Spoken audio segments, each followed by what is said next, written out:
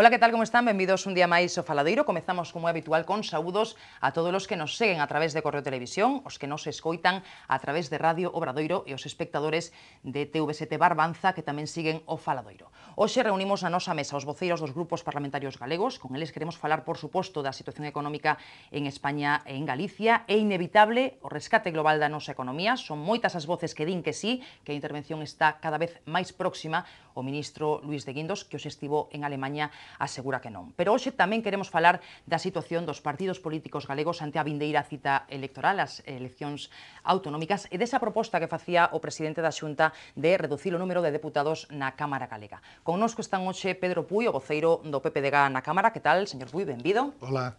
Saudamos tamén a Abel Losada, voceiro do PSDG. Que tal, Abel? Benvido. Hola. E a Ana Pontón, voceira do BNG. Que tal, Ana? Benvida. Hola, que tal? Bueno, pois empezamos co primeiro asunto que queríamos poñer hoxe en riba da mesa. Os mercados seguen sen darlle tregua á economía española. Nas últimas horas a prima de risco volvía a marcar un novo récord e a pregunta que todos nos facemos é se o rescate global da nosa economía é inevitable. As que xa confirmaron que lle van pedir axuda ao goberno son a Comunidade de Valencia e Murcia, e a elas poderían sumarse outras autonomías. Parece que non vai ser o caso de Galicia. Eu quería comezar pedíndolles unha valoración de como están as cousas tan preocupantes, señor Puy, dende o PPDG, como se ve todo o que está a pasar e que se espera? Sí, vamos a ver, os dous grandes problemas que ten a economía española son o seu alto nivel de endevedamento.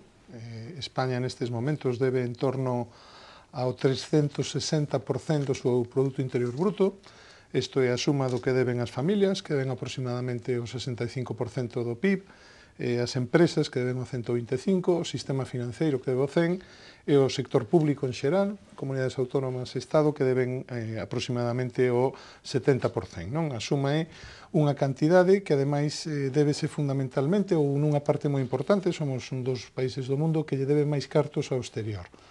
Nestas circunstancias, ademais, estando nunha situación de recesión, cunha perda de competitividade acumulada ao longo do tempo, o resultado que temos é un enorme crecemento do desemprego e unha perda da renda das persoas, non? Hai unha constante perda de capacidade adquisitiva como consecuencia desa perda de competitividade acumulada ao longo de moitos anos, non?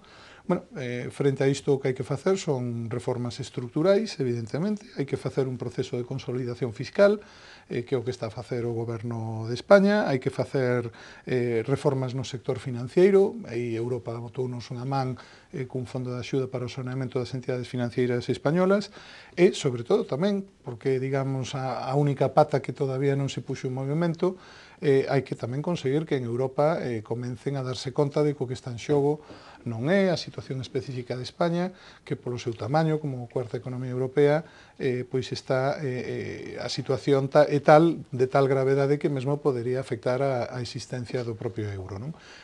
Nos entendemos que nestes momentos o que dicías ti da prima de risco é a consecuencia deste nivel de endevedamento tan elevado, pero ao mesmo tempo da inacción por parte de Europa, dunha Europa que tiña un esquema institucional non preparado para respostar a crisis asimétricas como as que estamos a vivir.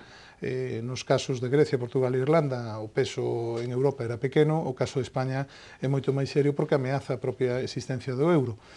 Frente a isto, claro, calquera outra alternativa é moito peor, non? Sair do euro meteríanos a todos, as familias, as empresas, nun problema tremendo, sobre todo debendo estas cantidades de recursos en euros, e o que hai que facer é perseverar, levar adiante estas reformas e ao mesmo tempo continuar cunha actividade intensa para que Europa sexa consciente de como modifica ese comportamento, especialmente polo Banco Central Europeo ou o conxunto de Europa, e por suposto España, imos ter un problema grave. Por aquí, señor Losada, dende o PSDG. Sí, bueno, indudablemente a situación económica é extremadamente grave, e extremadamente grave por unha parte, por ese proceso de endevedamento que realmente existe en España, como decía o voceiro do Partido Popular, pero fundamentalmente tamén porque se crearon unhas expectativas de xeneración de confianza que evidentemente nos están vendo plasmadas na realidade, e polo tanto, esos mercados, despois falaremos algo deles, digamos que desconfían. Eu quero recordar unha entrevista feita ao presidente Feijóo fai un ano, que dixo de maneira solemne nun medio de comunicación que cando gañara Rajoy as eleccións no goberno de España, cando fora presidente, se remataría a crise. Este era o discurso político da dereita española de que eran eles, dunha maneira casi teolóxica, os que trasladaban confianza aos mercados. E quero recordar algunha cousa máis, quero recordar como a actual vicepresidenta Sáenz de Santamaría dixo en maio do ano 2010 que España estaba quebrada. E quero recordar tamén como decían que conviña deixar caer a España que logo o Partido Popular a levantaría. Esa absoluta deslealtade política, non co partido que en aquel momento gobernaba, que era o Partido Socialista, senón co país, na oposición que fixo o Partido Popular na anterior legislatura, bueno, pois agora está tendo uns resultados dramáticos para este país. Está tendo uns resultados dramáticos porque, indudablemente, se a este exercicio de desconfianza generalizada unimos o que os datos financeiros de certas comunidades autónomas, que desde logo son moi negativos, bueno, pois isto crea unha sensación de que non se coñece ou os mercados non coñecen a realidade financiera pública da economía española. E esta é a razón pola que atacan. Onte mesmo, bueno, eu escoitei unhas declaracións do ministro de Guindos en fin, sorprendentes, non? Unha especie de conversión, neste caso non camiño de Damasco, sino un camiño de Berlín, que dixo que o comportamento dos mercados era irracional. Está ben que o recoñeza porque toda a armazón política, económica e ideolóxica da dereita occidental se basa precisamente no contrario, no comportamento racional dos mercados, en que asignan de maneira eficiente os factores de produción e que, polo tanto, os mercados, nun mercado, valga a redundancia libre, pois funcionan e maximizan o benestar dos ciudadanos. Isto evidentemente é falso. Eu creo que a estas alturas todo o mundo sabe que é falso. Está ben que o señor de Guindos o recoñeza. E temos unhas alternativas pois moi limitadas por unha parte, efectivamente é imprescindible facer reformas estructurais, eu creo que desde logo o Partido Socialista nunca cuestionou esta necesidade, pero é verdade que esas reformas estructurais, e todos os organismos internacionais o recoñecen, teñen resultados, por decirlo de alguma maneira, a medio e a longo prazo. Entón, eu que lle pregunto ao goberno e a curto prazo, que facemos? Porque, claro, a curto prazo o que temos é un escenario macroeconómico presentado outro día polo goberno de España que sigue medrando a tasa de desemprego, que sigue nunha situación de recesión no ano 2013, é verdade que unha caída un pouco menor, e, polo tanto, eu creo que é imprescindible actuar no curto prazo e actuar na perspectiva de solucionar aqueles problemas graves das familias, das persoas, tamén das empresas, pero fundamentalmente das familias e das persoas neste país. E, lamentablemente, para eso, o Partido Popular no goberno, tanto en España como en Galicia, na opinión dos socialistas, non ten ningunha resposta.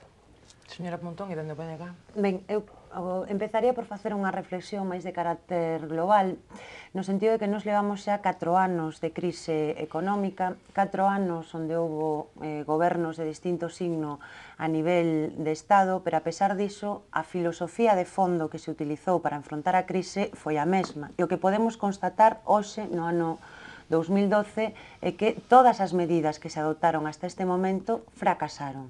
Fracasaron estrepitosamente no ámbito do Estado español e fracasou tamén a estrategia capitaneada por Angela Merkel a nivel europeo de impoñernos a austeridade, non? A austeridade que na práctica o que supón é limitar cada vez máis o papel do sector público na economía, limitar tamén a capacidade democrática dos Estados, e estamos vendo como esta política literalmente está arruinando a milleiros de persoas e arruinando tamén ao noso país, a Galiza. Por lo tanto, para nós hai que poñer efectivamente en cuestión que se veu facendo até agora e como o Partido Popular, a pesar de en campaña electoral, non, pois prometer unha saída á crise, decir que iba a facer outro tipo de política diferente da de Zapatero, o único que fixo foi afondar nos mesmos erros, na mesma política e, como decimos, pois claramente fracasaron no intento e fracasaron estas medidas.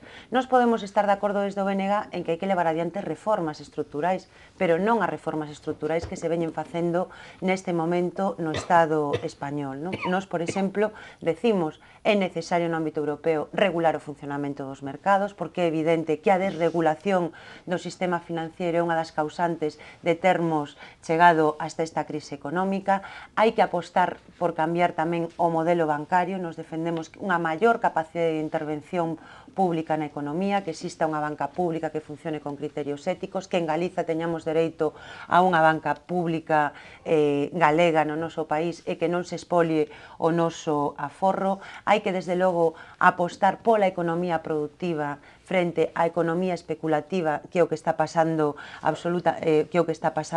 neste momento, e tamén habrá que poñerlle couto a posibilidade de especular coa débeda pública dun Estado, porque eu creo que eso é gravísimo, porque se nos está situando nunha situación límite mentres hai outros territorios de Europa e persoas que están gañando moitos cartos coa especulación da débeda pública que se está producindo nestes momentos. O BNG criticou desde o inicio o proceso de construción europea tal e como se concibiu. Nos, desde logo, levamos anos dicindo que un Banco Central Europeo que non lle presta directamente cartos aos Estados pois é unha auténtica barbaridade, e agora estamos vendo como ese modelo fracasa, e desde logo eu creo que tamén pois hai que poñer nun primeiro plano os problemas reais. E o problema real non é só a prima de risco, o problema real é que hai centos de familias neste país que non teñen ingresos. Hai milleiros de persoas que están emigrando porque aquí non hai oportunidades. Hai un déficit social importantísimo. Nós tamén temos moi claro como esta crise económica se está aproveitando para arrasar dereitos. E iso, desde logo, a nós nos parece unha fraude ao conxunto da sociedade.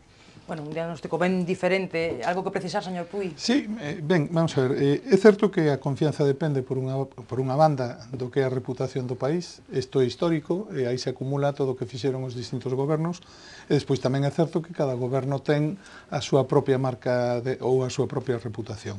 É certo que en Europa contaban, igual que contaba o Partido Popular en campaña electoral, que o déficit estaría en España en torno ao 6%, realmente subiu a 8,9%, prácticamente o 9%.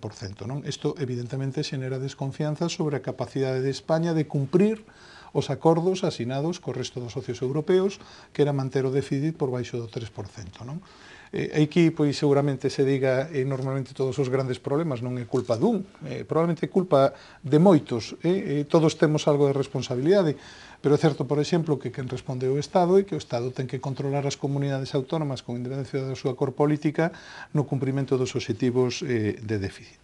Evidentemente, o que si é certo é que eu creo que fundamentalmente Mariano Rajoy e a maioría que ten o Partido Popular que nos pon nunha situación mellor que, por exemplo, Italia, onde están sendo gobernados por tecnócratas, houbo, digamos, un mesmo vaciamento da democracia, xenerou algunha confianza en Europa, que se traduxo en decisións importantes, por exemplo, o préstamo de ata 100.000 millóns, que non será necesario para o saneamento do sector bancario, ou, por exemplo, o adiamento do cumprimento dos obxectivos de déficit, non? O ano que ven tiñamos que estar no 5,3, estábamos no 5,3, este ano pois se aprazou un punto ao 6,3, non? Por tanto, hai certa confianza na estabilidade política española. Ben, eu sobre a deslealdade na oposición, porque isto, eu creo que aos ointes en xeral o que lle importa é que se resolvan os problemas e non que nos andemos botando os trastos á cabeza, pero eu creo decir que cando estábamos na oposición, o presidente do goberno socialista ofreceu un pacto para a reforma da Constitución para conseguir o obxectivo de estabilidade, o PP estivo aí. O PP non foi a manifestacións, á rúa, a pedir dimisións ou a pedir ceses, que é o que está a facer o Partido Socialista 6 meses despois de deixar o país na situación na que estivo. Pero, bueno, eu non quero entrar nestas cuestións porque creo que tamén na práctica da oposición houbo posturas distintas. De feito, outro día Rubalcaba dixo que lle parecía moi ben o acordo con Europa, pero non a consecuencia do protocolo do acordo que se asina con Europa en relación co rescate financiero. Finalmente, con relación ás reflexións xerais que fixo Ana Pontón, eu estou de acordo en que hai que pensar Europa, o que si é certo é que hai que pensala nunha liña distinta. Europa axudou moito a España de entrada cun financiamento dos investimentos enormemente barato. É dicir, parte do noso problema non é que Europa non creara condicións para un crecemento e un desenvolvemento económico. O diñeiro tan barato que supuxo o custo tan baixo dos tipos de interese ao longo destes anos, o que pasou foi que o utilizamos mal en España. Houbo un crecemento, por exemplo, da inversión inmobiliaria a todas luces excesiva, que xenera pouca productividade cara ao futuro, non se renovaron os equipos das empresas, non se mellorou a educación, lembremos, non, hai 8 anos e pico que se quería cambiar de modelo de economía, bueno, a realidade é que eso non se produxo, e, polo tanto, os españois temos algo que ver as institucións españolas teñen moito que ver con estas cuestións. Fálase de regulamentos, non é de regulación. Probablemente o sector financiero español era os que estaban máis regulamentado do mundo e todos creíamos que as institucións que facían cumprir esos regulamentos estaban traballando ben. Sin embargo, escoitamos outro día o gobernador do Banco de España decir que non se aplicou ben os regulamentos, que non se fixo unha boa supervisión, non se frenou ese crecemento da burbulla inmobiliaria, non? Hai outras cuestións tamén, é dicir, eu comparto que é importante para Galicia especialmente un saneamento do sector financeiro, o mantemento dunha entidade propia, pero eu creo que tamén en termos obxectivos non se pode falar de espolio de aforro galego. Nestes momentos Galicia, ao igual que o conxunto de España, lle debe moito máis ao exterior do que implica o que supón o aforro galego. Por lo tanto, en todo caso, estamos utilizando aforro exterior para financiar os nosos servicios públicos ou para financiar os investimentos e non tanto ao revés, non?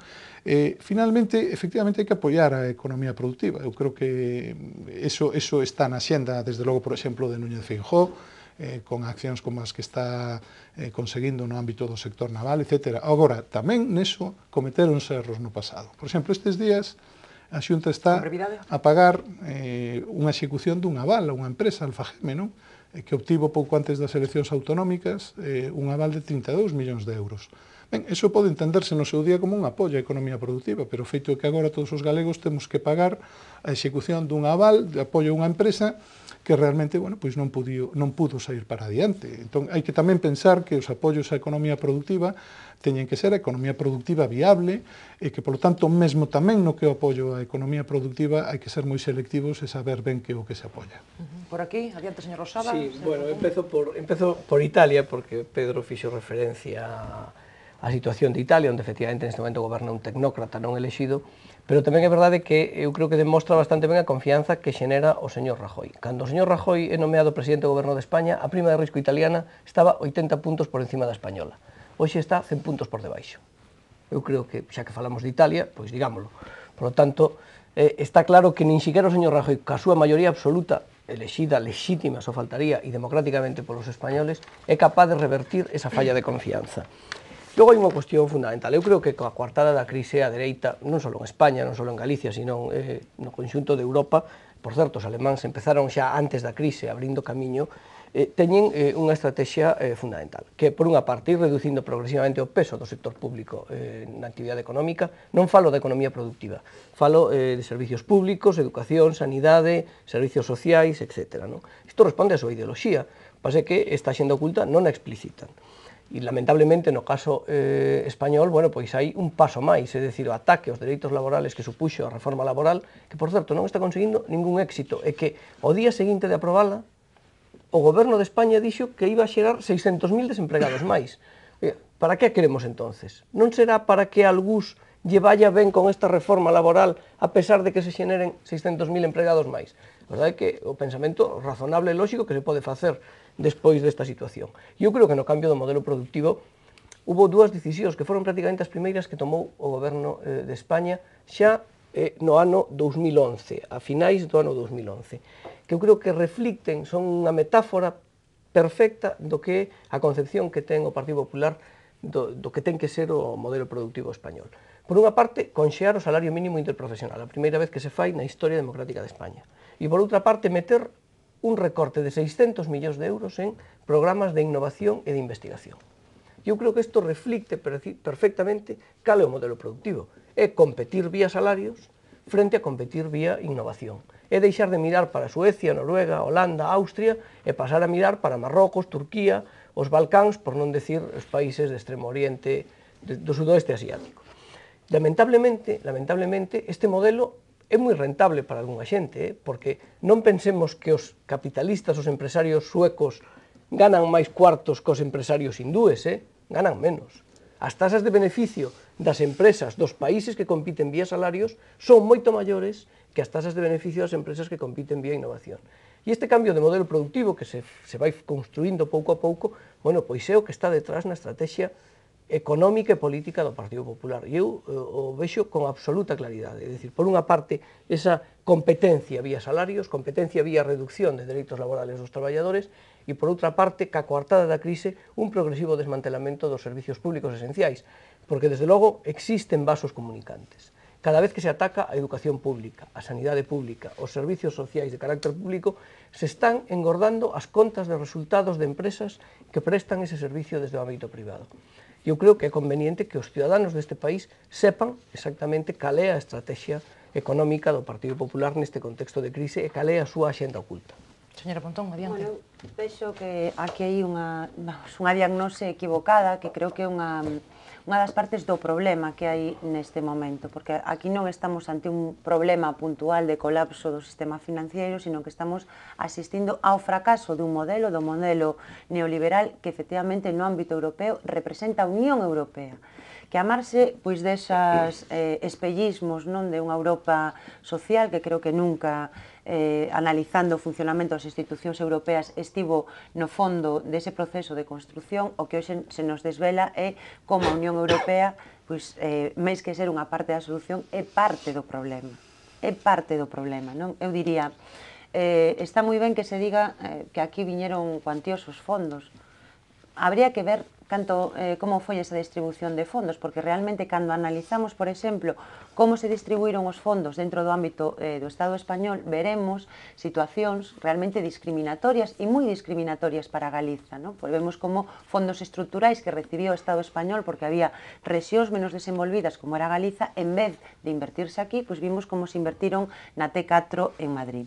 Pero tamén hai que ter en conta que esos fondos non eran ningún regalo que viñera das institucións europeas. Esos fondos eran compensacións polas limitacións e polos axustes na nosa economía productiva que tivemos que sufrir. E Galiza pagou moi cara a entrada na Unión Europea. Perdimos capacidade de producir, temos aínda hoxe un veto no sector naval en Ferrol, desde logo o noso sector lácteo nunha situación moi complicada, a desaparición de case toda a nosa actividade agraria, e todo iso non cae do ceo, todo iso cae de un modelo europeo onde efectivamente Alemanha, Francia se beneficiaron de que nós deixáramos de producir e pues, simplemente se enviaban fondos como compensación, e agora estamos pagando as consecuencias desas políticas. Nos, en todo caso, o que creemos é que neste momento hai que cuestionar o marco de construción europea, claro que hai que cuestionalo, porque está claro que hai países que se están beneficiando desta situación, podemos ver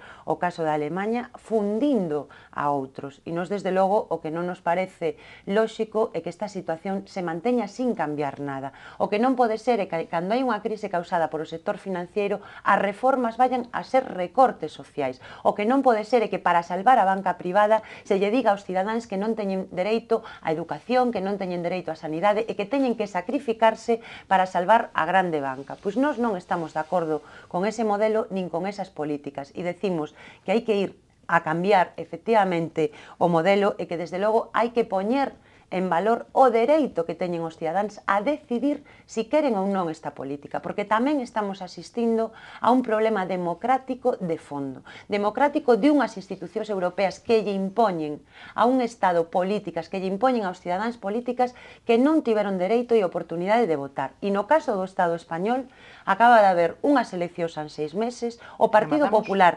dixo, e remato, que iba a facer xusto o contrario do que está facendo, e o que non se pode aceptar un rescate á banca, que van a pagar os cidadáns con recorte de dereitos sin que o pobo teña dereito a decidir. Creo que o lóxico sería que se convocara un referéndum sobre esas medidas ou que, en todo caso, se o señor Rajoy non é capaz de gobernar, que convoque eleccións.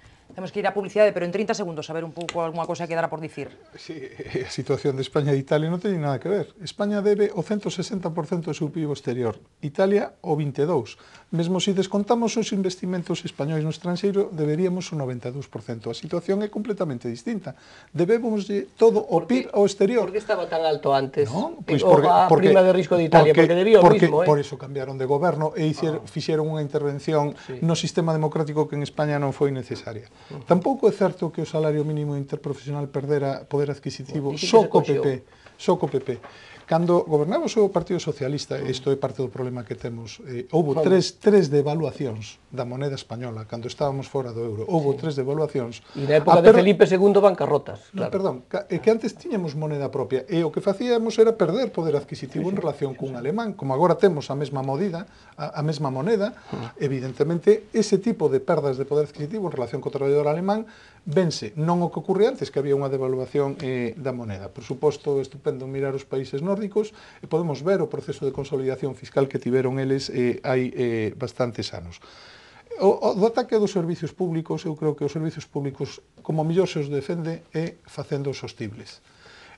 Por exemplo, nesta legislatura, o Partido Popular, con 1.500 millóns de euros menos dun total de orzamento do entorno dos 10.000, pois gastou máis en sanidade que o bipartito. Tanto en termos absolutos e constantes como en termos en relación ao PIB. É completamente real. Colla vostede os orzamentos liquidados do bipartito en sanidade, o cal tamén ten certa lógica, porque efectivamente a demanda sanitaria en Galicia crece co paso do tempo polo envellecemento da poboación. Pero non é certo que haxe un ataque, o que hai un intento de sostelos no longo do tempo. 1.000 empleados menos en sanidade. Eu estou de acordo tamén co que hai que avanzar na Unión Europea, o que pasa é que na liña contraria, o que di o bloque, non?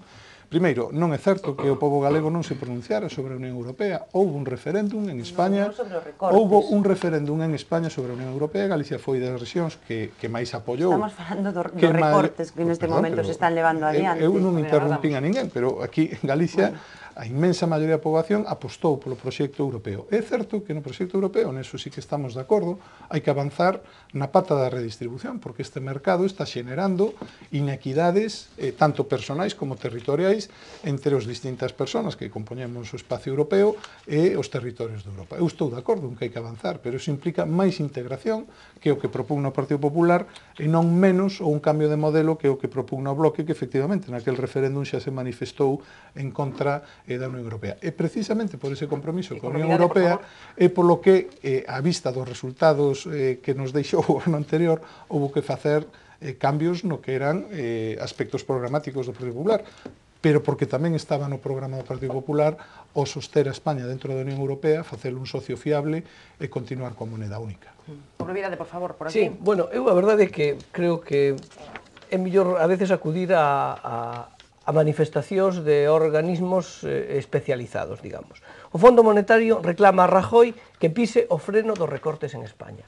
Esta espiral de recortes sistemáticos, de non tocar nunca os ingresos fiscais do Estado, e de afectar fundamentalmente aqueles grupos sociais máis dependentes do público porque teñen unhas rentas máis baixas.